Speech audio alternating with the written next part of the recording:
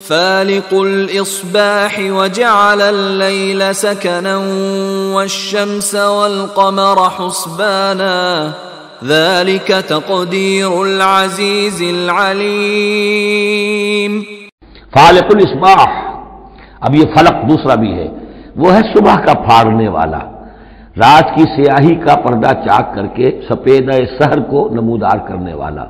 یہ بھی خود بخود ہو رہا ہے، زمین کی گردش ہے، جو بھی ہے اس کے تحت ہو رہا ہے، لیکن یہ بھی یہ نہ سمجھیں کہ یہ بھی اللہ تعالیٰ کے تصرف کے بغیر اور اس کی تدبیر کے بغیر ہے، بلکہ یہی ہوگا فالق الاصباح، صبح کی روشنی کا پھاڑنے والا۔ وجعل اللیل سکنا والشمس والقمر حسبانا۔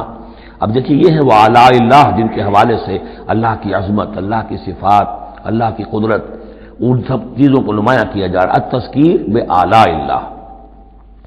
وجعل اللیل سکنا، اس نے بنا دیا ہے رات کو سکون کی جگہ، سکون کا وقت۔